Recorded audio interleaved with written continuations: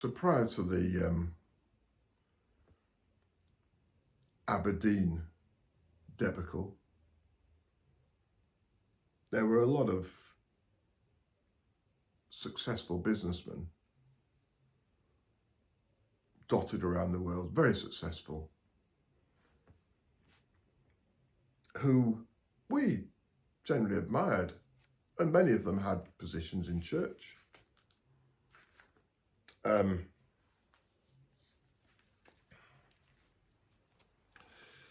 There was Aberdeen, you see, was a bit of a crazy time, and I've go to so many places, and they say that leaders declared that they would be happy for their wives to spend a night sleep in the same bed as Jim Taylor Jr. because he was the leader. So that was really the test of Aberdeen, that if you were happy for your wife to go to bed with the man of God, you passed muster and you were allowed to stay in fellowship. But if you didn't trust the man of God with your wife, with no clothes on, in bed, you were dodgy. You doubted the man of God. So Aberdeen was an ambush to catch out these dodgy people that had a doubt that it was the right thing to do. And they formed the assembly going forward after Aberdeen. So I puzzled as to why, when I first contacted the current leader, Bruce Hales, in 95, he put me in touch with Jim Turner of Chippenham. Well, Jim Turner actually took issue with his brother John over Aberdeen. So it's the brethren that took issue against genuine people at Aberdeen who did have a problem with their wives going to bed with Jim Taylor Jr., that actually, because they pulled that off with the backing of the Prices from Barnet and other hierarchical people, including Jim Taylor, who was pretty far gone in New York, they were able to convince people like Lance Christie that the testimony was right. So if they could deceive their brethren that Jim Taylor was right, they can deceive me into believing the position's right. And so the whole thing continues. But there were some... So prior to these crazy times, the crazy 60s leading up to Aberdeen, there were some good businessmen. I remember when I came across in 1972 to the Symington meetings, I went with Monty Harris around his electronics factory, Belfast Electronics, big place with padded walls, dark rooms, very advanced for the day. And he put himself out to provide microphones and acoustic systems for brethren meeting halls. Well, I want to ask, what happened to some of these? You might say they were taken over by technology, but they were great businesses in their day. And these businessmen had money, significant funds. I want to ask, what's happened? Has it gone into the brethren coffers, or has it gone down to their families and stayed within the control of the families? Because if the brethren as an organisation have stolen funds from families, then that needs compensating back to the families and putting right big time. So Arthur Joint from Dublin, the man we respected, he was back in the day managing director of Jacob's Biscuits in Dublin, enormous organisation. And to look to him, you could see he would have the capability of being MD of an organisation like that. Tom Peaty was MD of Ulster Carpets, who used to kit out the ships with all the carpets. Very big business. So these, we only have nowadays MDs of brethren businesses controlled by Haleses contributing to UBT. So the brain drain, which came in during Taylor's time, because we weren't allowed to go to university, weren't allowed to be in associations, was all to weaken the control of businessmen around the world, so that they came under the control of the hierarchy, and the whole centralisation, small meetings closed down wholesale right across the world to a fraction of the size, so the whole thing could be controlled from New York, Sydney, Netju, wherever it is. Complete centralisation, you call it, and that started back in the mid-1900s, probably early 1900s. And if there's any motive to close people down, close countries down, close localities down, so you can control from the top, that's wrong. Absolutely wrong. Look at the heartache of all the brethren having to move out of Spain, out of Hamburg, out of Dublin. Just one word from Bruce Hales. Yeah. Schooling. Instead of going to your local school and mixing with worldly kids, you move to brethren schools. And then you have to travel up to 80 miles a day to go to school. Well, that's child trafficking. Shocking. All to make money. Who loses out? The children. Who's not got a proper education? The children, the future generation.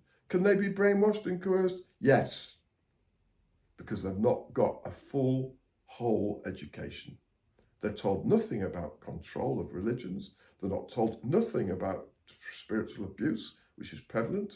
They're told nothing about narcissists, nothing about psychopaths, nothing about control freaks. So they get used to it and become a control freak themselves, potentially become a narcissist and a psychopath when they weren't born that way. Coercive control. It's got to be outlawed. And then there was John Mason, was a very high up chief accountant in the civil service. And George Patton, bless him, a lovely man, had a gruff voice. I used to go to meetings with him where he contributed. He was a director of the Harland and Wolff shipyard in Belfast, which was a massive organisation. I'm not sure, I think they made QE2, or the Titanic it might have been, I can't remember. But a massive, thousands of workers, very capable guy. I was privileged to stay with his daughters in I think his daughter, Fred McKnight, I think his name was, and he married Patton's daughter, lovely woman, in 1972. In 1973, I came back for the 3 days at meetings with Symington and stayed with Wilfred Crawford, lovely brother, who married another of Patton's daughters, if I remember rightly.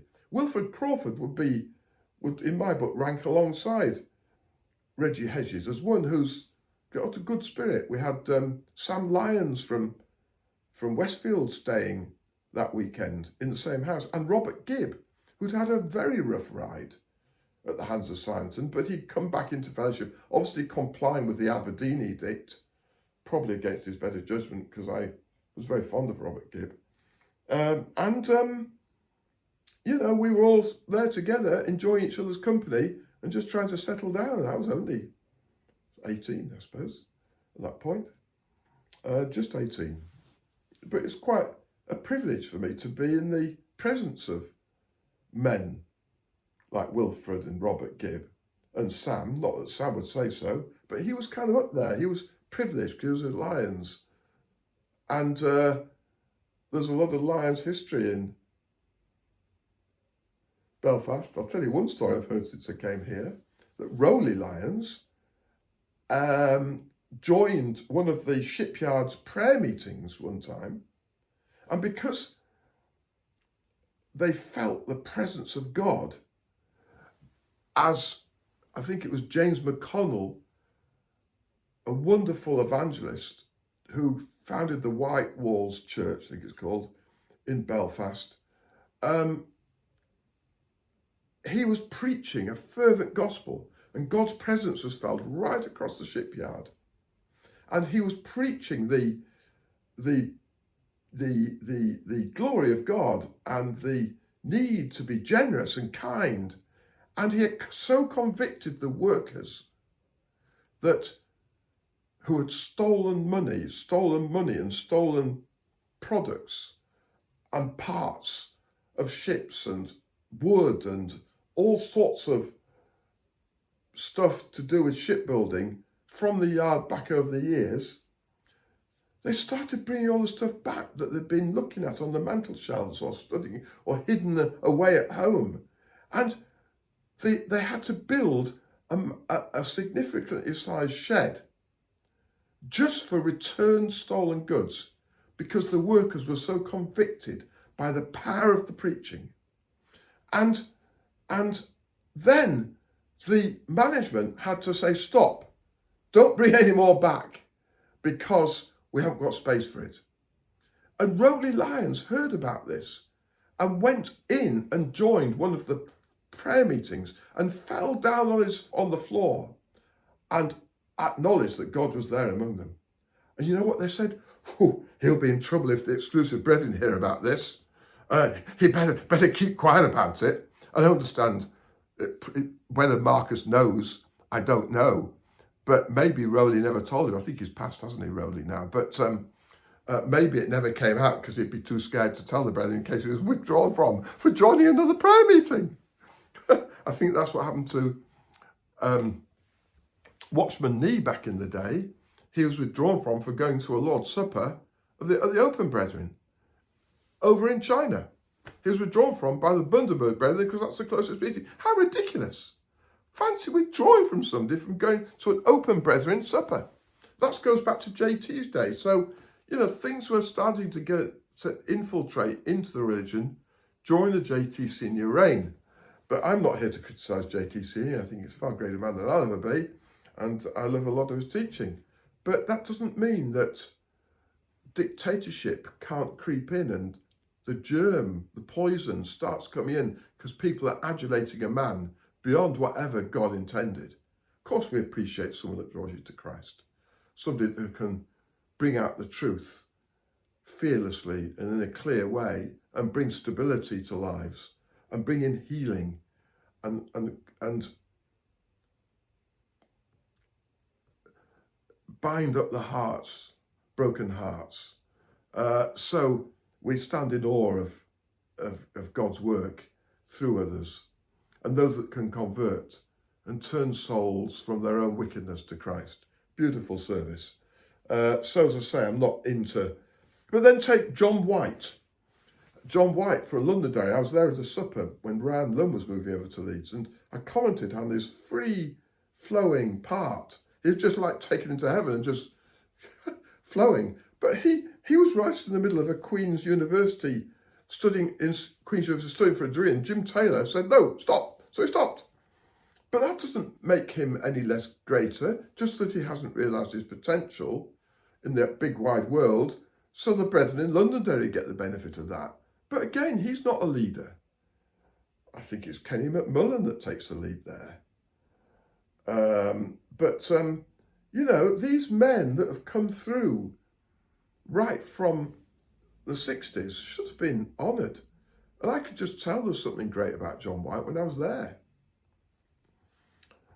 I suppose that would have been 2016, 15, I don't know. Anyway, just to Leslie Purdy, massive buying director at the concrete company Gilbert Ash. Apparently, Stanley McGackie married a Newell of the Harris Tweed organisation, which is the very wealthy family. So, of course, he came into the money. And then when he sold the clothing business, he put his money into building the Hyde Park estate, where the Brethren City Room is at Melus now. So, of course, like Albert Rimmer, he had wealth. So what happens? The Brethren bring them back into fellowship just before they die. In the case of Albert Rimmer, I went to see him as soon as he was back. I was thrilled he was back. And Sam White and Andy Fishwick and Anne will second. We had a great chat together. They will confirm that. And I was just thrilled.